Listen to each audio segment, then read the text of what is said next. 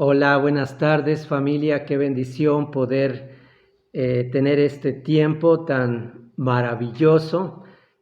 Su palabra dice que tiene un mensaje que no vuelve vacío.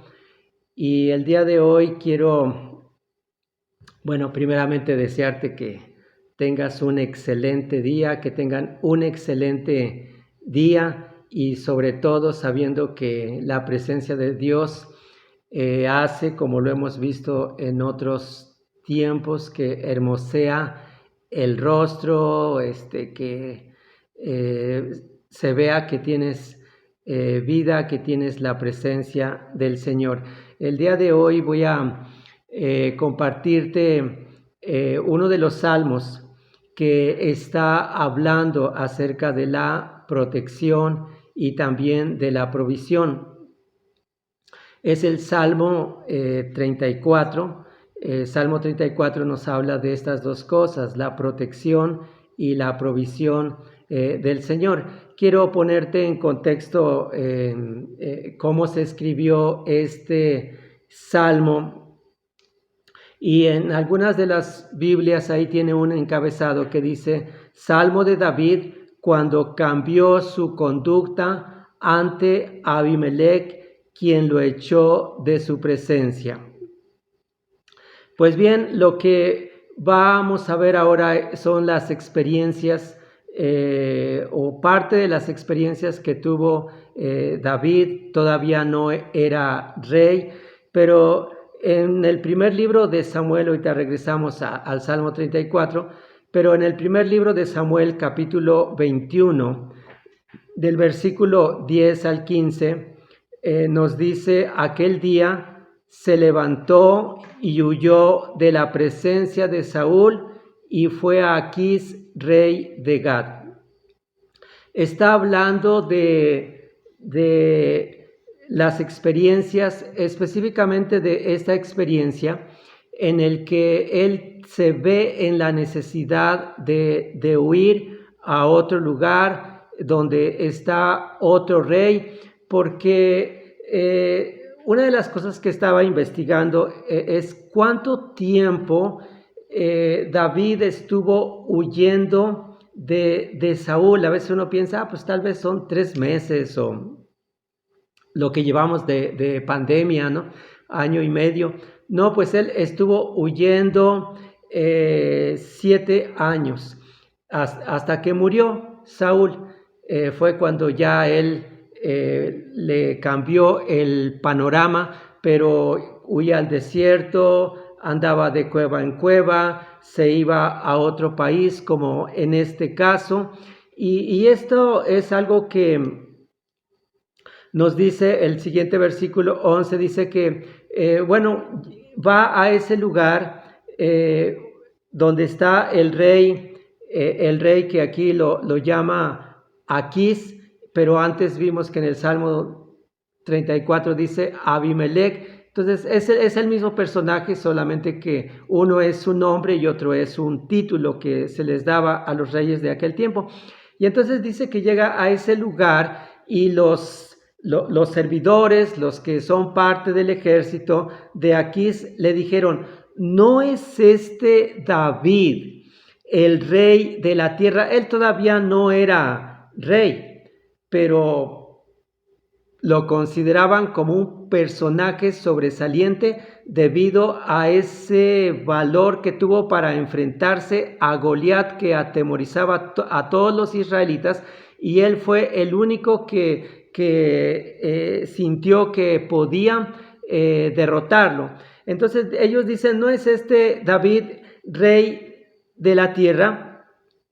¿No es este aquel a quien cantaban con danzas diciendo, Saúl derrotó a sus 1000 y David a sus 10,000? Entonces lo que está pasando aquí es que están descubriendo a David y entonces eso le mete a él en una lucha con muchos conflictos. Dice el versículo 12, David tomó a pecho estas palabras y tuvo gran temor de Aquís, rey de Gad. ¿Esto qué significaba? Que que Aquís dijera, captúrenlo. Si es cierto lo que ustedes están diciendo, vamos a matarlo.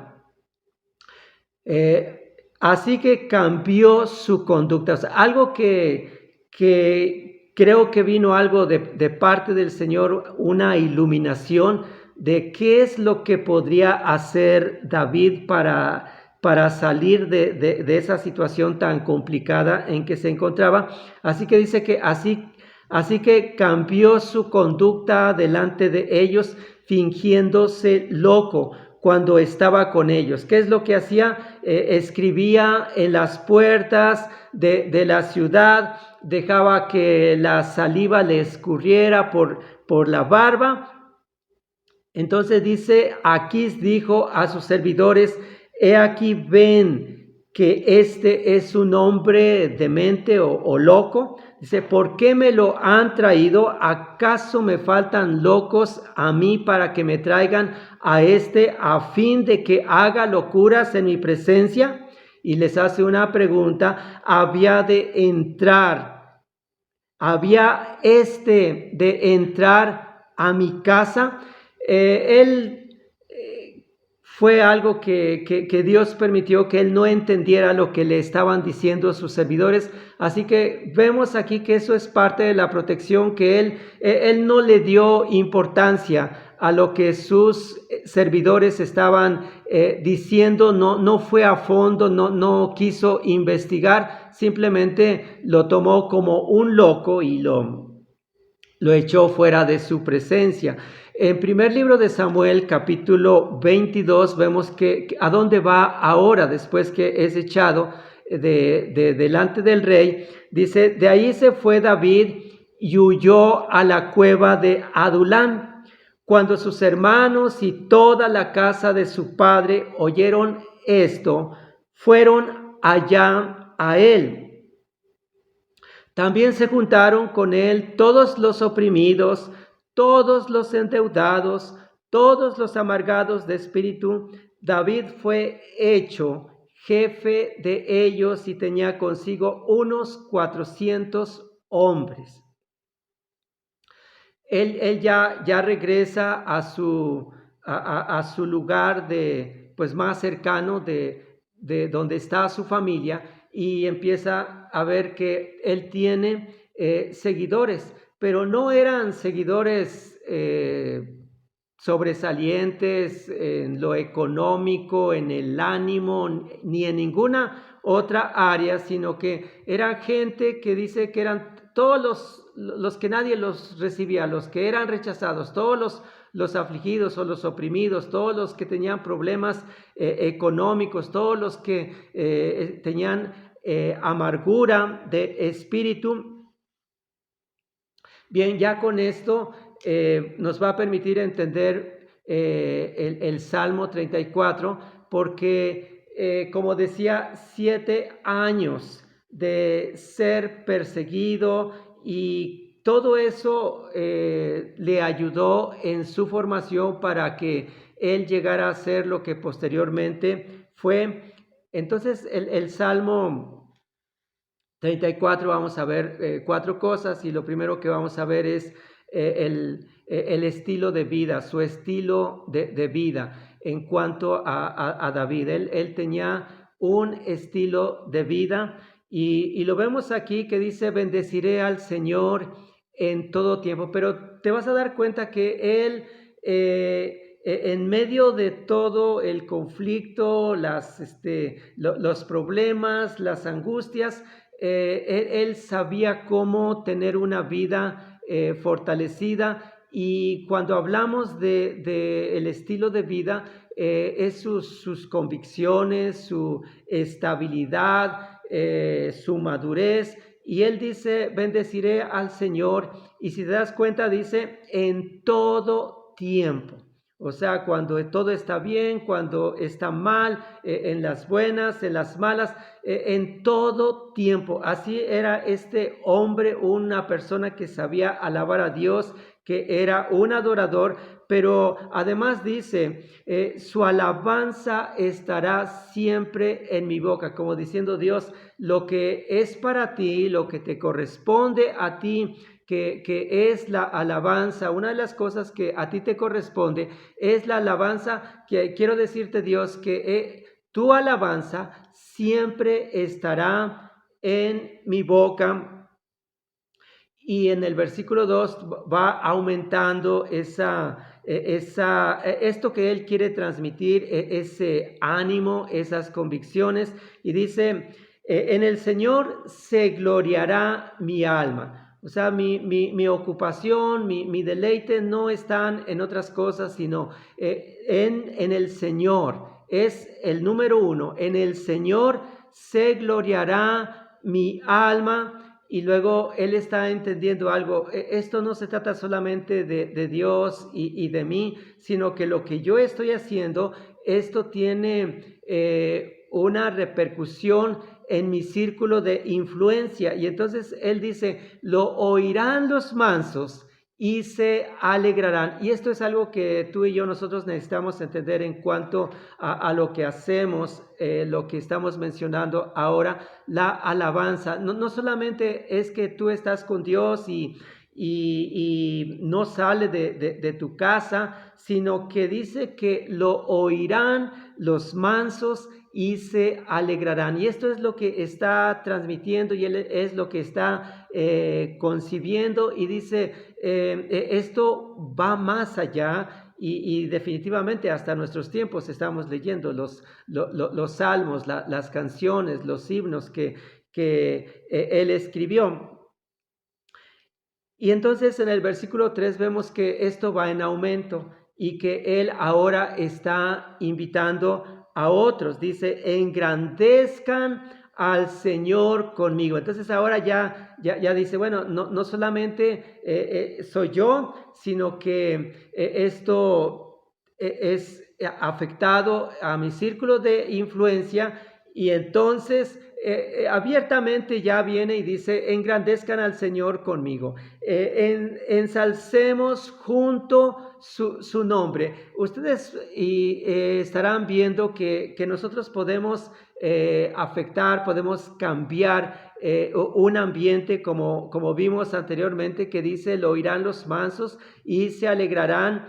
Y entonces, más adelante, él está diciendo lo mismo, pero con otras palabras, transmitiendo, animando, y entonces es como diciendo, esta es mi experiencia, esto tiene resultados, esto sí funciona. Y entonces dice en el versículo 24 ya específicamente su experiencia, dice, yo busqué al Señor y Él me oyó de todos mis temores y me libró. Entonces en este momento él está haciendo memoria de aquel momento tan difícil delante del rey Aquís, que por poco y no se libra, ¿no? Pero él está diciendo, yo les voy a ser muy claro y les voy a decir mi experiencia. Yo busqué al Señor, él me oyó, y de todos mis temores me libró.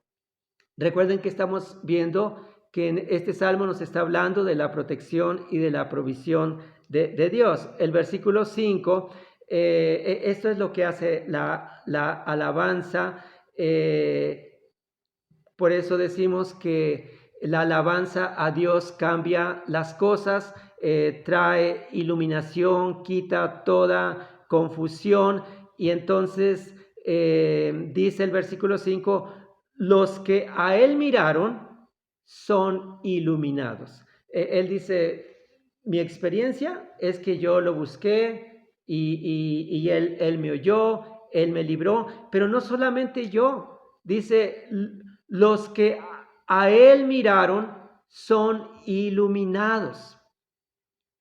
Él fue iluminado para que en ese momento pudiera salirse de esa situación complicada, actuando como un loco. Entonces, los que a él miraron son iluminados, sus rostros no serán avergonzados. Qué bendición. No tendrán una cara así de frustración, de que no salieron las cosas, sino porque ahí está el Señor resplandeciendo, iluminando, dirigiendo las cosas. Se notarán cuando una persona no tiene un rostro avergonzado. Y luego vuelve a decir de él mismo, dice, este pobre clamó. Él así se consideraba, pues la palabra dice que bienaventurados los pobres en espíritu. Él se está considerando un pobre y en un sentido, pues él no era rey y andaba con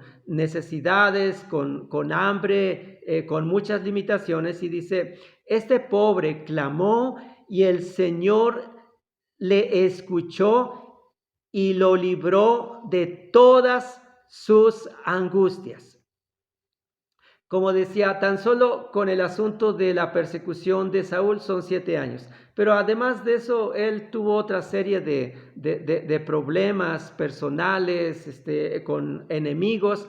Bueno, el número 2 vamos a ver a partir del versículo 7 que nos dice, prueben y vean. Es como cuando tú tienes algo que es muy delicioso, hablando de la comida, y entonces tú lo compartes con alguien y le dices, mira, está sabroso, sabe muy bien. Y él hablando de alabar a Dios, de bendecir a Dios, de esa relación, de esas experiencias, él dice, bueno, yo les estoy diciendo mi propia experiencia, mi testimonio, pero ustedes prueben y van a ver, dice el versículo 7, hablando de la protección, dice, el ángel del Señor acampa alrededor de todos los que le temen y los defiende. Y claro que él tenía experiencia en todo esto, en ver la liberación, en ver la salvación, la protección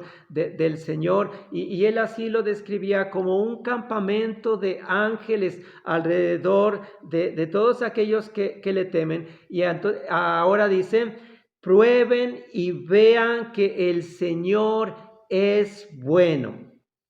O sea, si ustedes tienen una duda, dice, también ustedes pueden experimentarlo. También ustedes pueden probar y se van a convencer de que el Señor es bueno. Y entonces dice, bienaventurado el hombre que se refugia en él. Otra versión dice, bienaventurados los que confían en él. Entonces, ¿qué hace? Que una relación con Dios donde nosotros podemos bendecirle, podemos exaltarle y podemos alabarle, darle gracias a Dios. ¿Sabes qué nos hace? Personas felices, personas dichosas. Y dice el versículo 9, teman al Señor. La palabra temer es reverenciar, es respetar. Teman al Señor ustedes sus santos, porque nada falta a los que le temen. Y ahora ya no solamente está hablando de la provisión, sino que, ya no está hablando acerca de la protección, sino que también está incluyendo la provisión, y que en algunos casos está mezclando protección y provisión. Dice, teman al Señor ustedes sus santos, porque nada falta a los que le temen. Él mismo lo dijo en el Salmo 23, Jehová es mi pastor y nada me faltará. Y ahora lo que va a hacer es dar un ejemplo de cómo nada falta. Y creo que la experiencia que nosotros estamos viviendo ya en todos estos meses, Dios ha sido fiel, Dios ha sido bueno, hablando de la provisión, de la protección. Y entonces él tiene que decirlo de esta manera. Dice, los leones tienen necesidades y sufren hambre. Uno dice, bueno, el león es el rey de la selva, un animal tan fuerte que es capaz de cazar, de matar, pero ¿cómo es posible que aquí, aún con todo lo que es un león, dice, tienen necesidades? Y entre sus necesidades es que dice que tienen hambre. Hasta aquel de quien nosotros pensamos que no podría tener necesidad, tiene hambre o tiene necesidades, aún gente rica. Dice, pero, y aquí yo subrayo esto, pero los que buscan al Señor no tendrán falta de ningún bien. Ya lo había dicho antes, porque nada falta a los que le temen, pero ahora lo está diciendo, no tendrán falta de ningún bien. O sea, todas aquellas cosas, y esto es lo que nosotros tenemos que experimentar en estos tiempos cuando hay más limitaciones, cuando las cosas están subiendo y muchas cosas están sucediendo, pero es necesario que en este tiempo nosotros le estemos creyendo a Dios. Por eso nos está diciendo, no tendrán falta de ningún bien. Y continúa invitando, quiero que te imagines a un hombre, David. No es el hombre que ha llegado a toda su plenitud, porque pues aún no se ha casado, no tiene hijos, no es rey, pero la fortaleza que le da cuando él tiene esa relación de saber llegar a Dios y bendecirlo y de alabarlo, de darle gracias. Y entonces ahora recordemos que él está animando, está invitando y diciendo, mi círculo de influencia tiene que ser afectado, y quizás él no tenía idea que lo que él escribió hasta nuestros tiempos está siendo de gran bendición. Dice el versículo 11, y estamos viendo el tercer punto, dice, vengan y escuchen. Versículo 11 dice, vengan, oh hijos.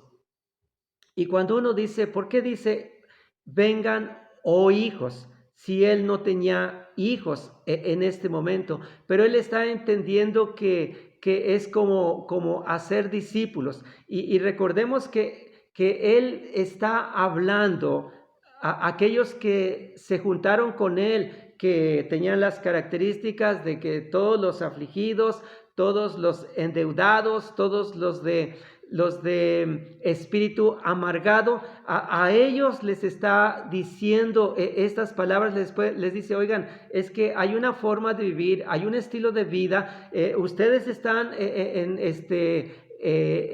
afligidos, endeudados, están oprimidos, pero quiero decirles que ustedes pueden salir, y de hecho ellos salieron de esa condición. Cambió su forma de vivir, su mentalidad, que llegaron a ser los hombres más valientes de David, y formaron parte de su ejército, y a ellos les dice, vengan, oh hijos, o sea, como diciendo, no son mis hijos, pero yo les hablo así porque los estoy discipulando, yo les estoy transmitiendo una forma de vida que los hace que ustedes sean personas dichosas. Entonces dice, escuchen el temor del Señor, escuchen, el temor del Señor les enseñaré. Entonces, como diciendo, ustedes son mis hijos, ustedes son mis alumnos, son mis discípulos, y lo que yo les voy a enseñar es acerca del temor del Señor. Es decir, les voy a enseñar a respetar a Dios, les voy a enseñar a que ustedes van a reverenciar, y cuando ustedes capten esto y lo hacen, sus acciones van a ser totalmente diferentes. Entonces, él hace una pregunta. Quiero que te imagines que está David y tiene a los 400 hombres, que con un estado de ánimo muy decaído, muy triste, y él les está haciendo dos preguntas, y les dice, ¿quién es el hombre que desea vida? O sea, como diciéndoles, ¿habrá aquí gente que quiere tener la vida. Y luego le hace otra pregunta. ¿Quién anhela años para ver el bien? Esta es una pregunta, pero es un mensaje también de esperanza, como diciendo, ustedes no conocen algo. ¿Quién anhela años para ver el bien? Porque seguramente algunos de ellos estaban pensando, pues ojalá y ya no existamos.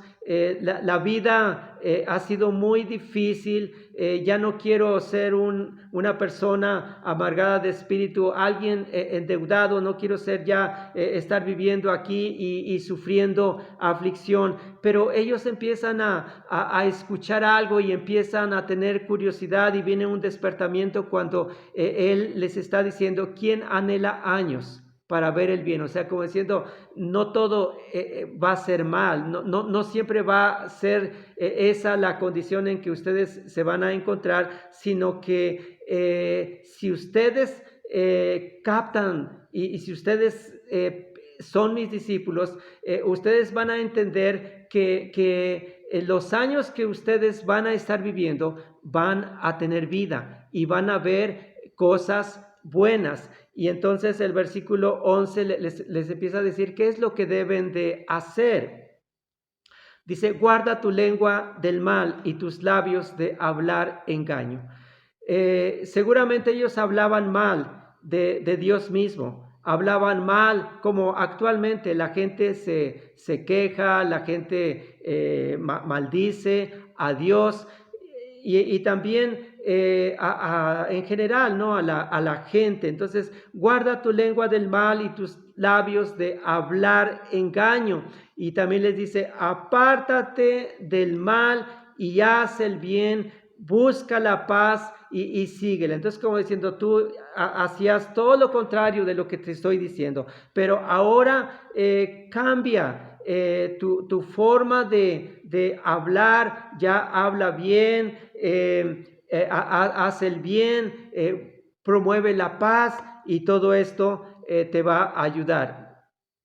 Número 4, vemos que finalmente para convencerlos más, les está diciendo que existe el bien y el mal, que ellos tienen que entender o que quitarse eso de la mente, porque también lo escuchamos en este tiempo, como que la gente piensa que de nada sirve si se porta bien o se porta mal, el resultado va a ser el mismo, o que tendrá el mismo destino el que es justo y que es el que es injusto. Entonces él viene y dice que existe el bien y el mal. En otras palabras, existe la bendición y la maldición. Versículo 15 está ya él diciendo más específicamente para que ellos comprendan que sí hay una diferencia entre el que busca a Dios, sí hay una diferencia entre el que sirve a Dios y el que no le sirve. Dice, los ojos del Señor están sobre los justos. Sus oídos están atentos a su clamor. En otras palabras, oigan, les conviene que sean justos. Les conviene que ustedes estén buscando al Señor porque Dios va a tener sus oídos atentos. Y luego dice, el rostro del Señor está contra los que hacen mal para cortar de la tierra su memoria, es decir, que va a borrar el recuerdo de ellos, ya no van a estar, pero esto es porque ellos están practicando la maldad, porque no quieren salir de ese estilo de vida. Clamaron los justos y el Señor los oyó y los libró de todas sus angustias. Vuelve nuevamente a comentar el asunto de la protección, de la libertad que Dios trae, de ese rescate cuando nosotros nos encontramos en angustia. Por eso dice, los libró de todas sus angustias. Y si alguien tiene la autoridad para hablar de esto, es David, por todo lo que él ha vivido, por todo lo que él ha experimentado. Y entonces, versículo 18 dice, cercano está el Señor a los quebrantados de corazón. Los está animando y les dice, es posible. Si ustedes tienen un corazón quebrantado, ustedes se pueden acercar al Señor. El Señor se va a acercar a ustedes y dice, Él salvará a los contritos de espíritu. Muchos son las maldades, dice, muchos son los males del justo. ¿Qué debemos de entender por males? Bueno, está hablando de las aflicciones, está hablando de los problemas, y si se dan cuenta, no está diciendo probablemente los justos tengan problemas, sino que está diciendo, se da por sentado, y también esto es su experiencia, muchos son los males del justo. Todas las cosas que a veces no quisiéramos, aquello que no es agradable, conflictos, problemas, malas noticias, esto es algo que no podemos evitar. Pero lo que es buena noticia es lo que dice, pero de todos ellos los librará el Señor. ¿Captamos? Dios te va a librar de todas las angustias, de todas las aflicciones, de todos los males, de todos los problemas. Así es lo que dice la palabra del Señor. Y todavía más dice, Él guardará todos sus huesos, ni uno de ellos será quebrantado. Y creo que este versículo está hablando de Jesús, porque cuando Él estuvo en la cruz, ni uno de sus huesos fue quebrado, así decía la Escritura. ¿Y esto qué es? Guardará, nos está hablando de la protección. Lo que Dios quiere es que nosotros le creamos, que esperemos en Él, que confiemos en Él, porque efectivamente hay muchos males, pero entre todos esos males lo que está diciendo es que el Señor nos va a guardar. Y si Él decide que vas a ser quizás lastimado, herido, pero no a un grado donde tus huesos sean quebrados, pues Él te va a librar de eso. Y entonces versículo 21 dice, al impío le matará la maldad. ¿Cómo es que va a morir una persona que es impía o que no es justa?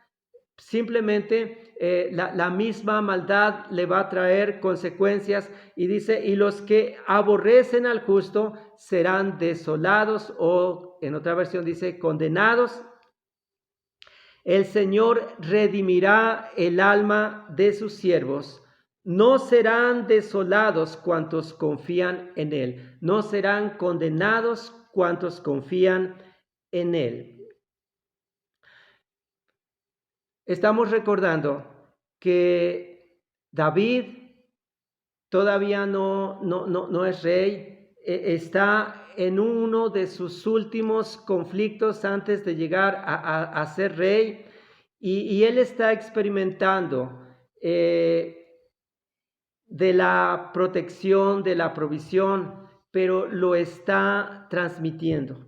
Y esto es lo que él quiere hacer. Primero él lo hace con esos 400 hombres que se juntaron con él, todos los oprimidos, todos los endeudados, todos los amargados de espíritu, pero ese mensaje ha llegado hasta nuestros tiempos, y tú lo estás escuchando en este momento donde estamos viendo que ya para todo lo que ha pasado David, todo lo que él ha experimentado, él puede venir y decir, oigan, hay un estilo de vida que yo tengo, que tiene que ver mucho con acción de gracias, con bendecir al Señor, con alabanza, con engrandecerle, con exaltarle. Y entonces él dice, si ustedes no lo han